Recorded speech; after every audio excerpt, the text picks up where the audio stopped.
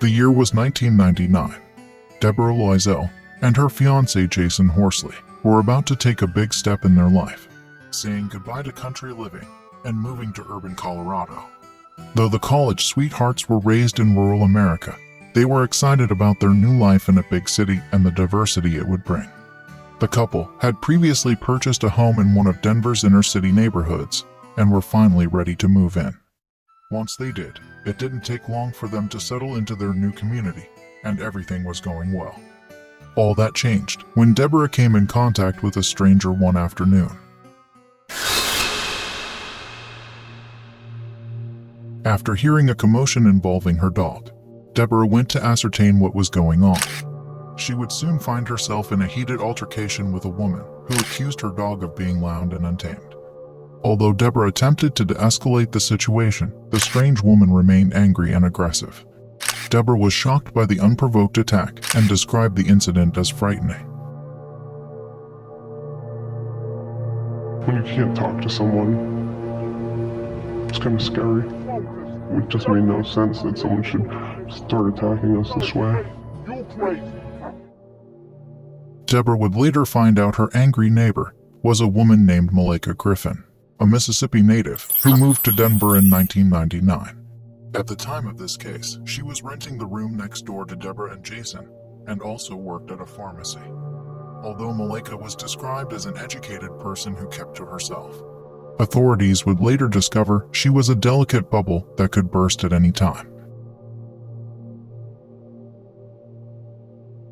Jason and Deborah would eventually forget about the incident with Malika and focus on renovating their new house. They spent thousands of dollars and countless hours transforming their former crack house into a welcoming family home. However, they would soon learn the heated incident with Malika was not isolated. Sometime after the first altercation, Malika would accost the couple again. This time, it was about Jason and his truck. Although she didn't own a vehicle, Malika didn't want anyone parking in the public spot in front of her house. All attempts to reason with her were useless, and Jason and Deborah were beginning to question their moving decision. Only days later, Malika would attack Jason again. This time, the altercation was about him placing his ladder on her property. Although he was granted permission from the landlord to do so, Malika dismissed his rebuttal and continued to hurl angry demands. Despite it being clear that she was an angry bully, and even though the altercations were getting more and more heated, Jason truly believed he could improve his relationship with Malika and finally win her over. Unfortunately, Jason was wrong. Dead wrong. On 5/18/1999, the ticking time bomb known as Malika Griffin finally detonated. Against the advice of his fiancée, Jason cleaned his truck in front of Malika's house, an action Malika explicitly told him not to do. As expected, Malika confronted him, and a heated altercation ensued. Although the previous arguments ended with no violence, this particular one ended much differently.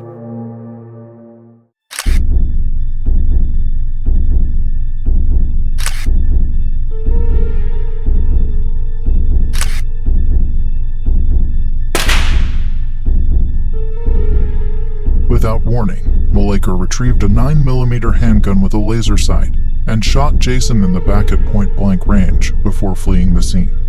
Deborah immediately came running out of her house in a panic and was shocked to find Jason's bloody body hunched over the passenger seat of his truck. There was no doubt in her mind who the culprit was. A neighbor who heard Deborah's cries came running out and quickly drove Jason to the hospital.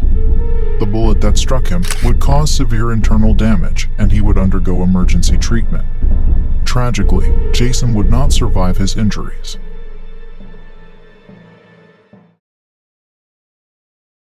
Authorities later learned that while Jason was fighting for his life in hospital, Malika had carjacked an acquaintance several blocks from the crime scene.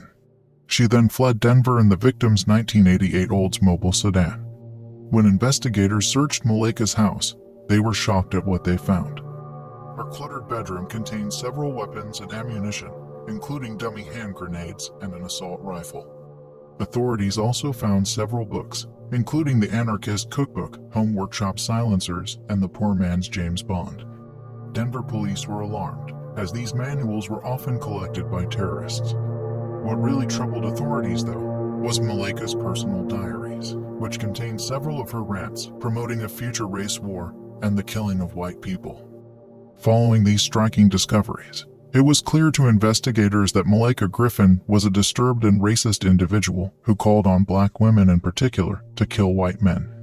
Her angry writings, filled with feminist and racist ideologies, were more than enough evidence for a motive to kill. As a result, authorities were concerned for public safety, as a racially motivated killer was now on the loose.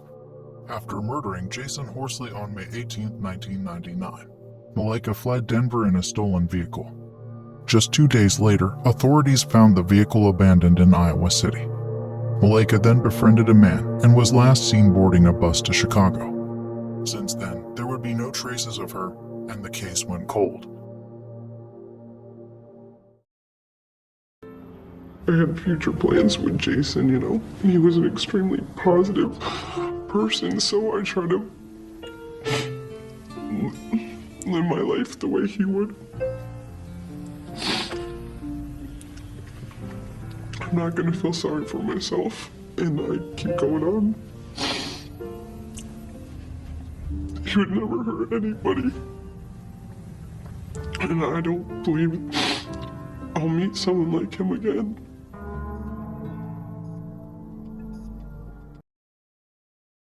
Although nothing can fill the empty void in Deborah's life, she would eventually get justice for her slain fiancé.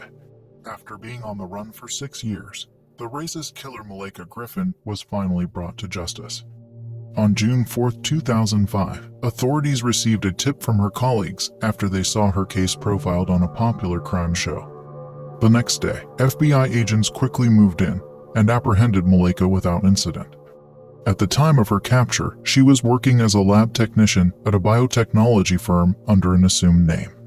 Malaika was subsequently charged with first-degree murder, aggravated robbery, and aggravated motor vehicle theft.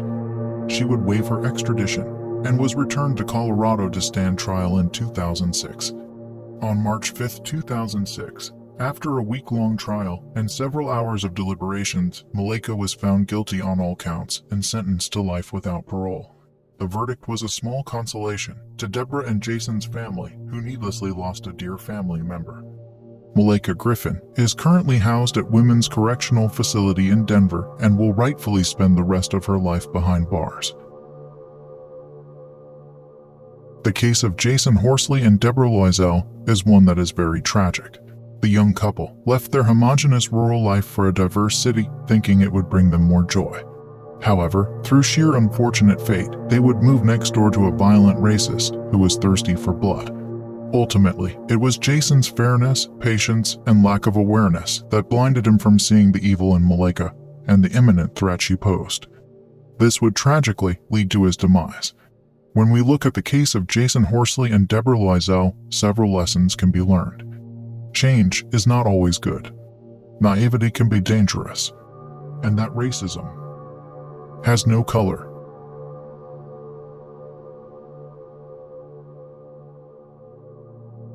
Since white laws never work for the cultural other anyway, the best thing to do is ignore them. We need to control whites for the good of womankind, as look at all the destruction they have created.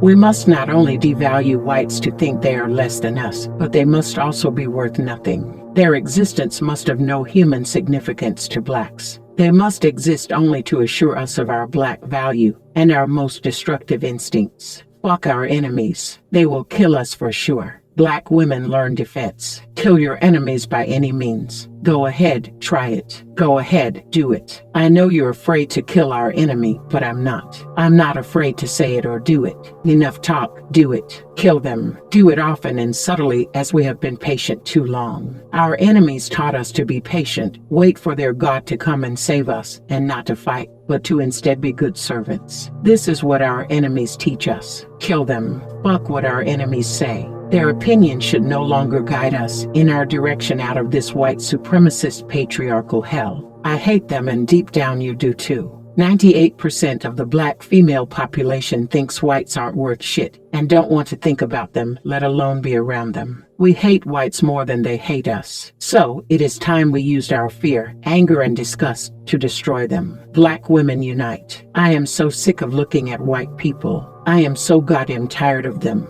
I wish I could kill those no good faggot pedophilic rapist thieves and make it painful. Very painful.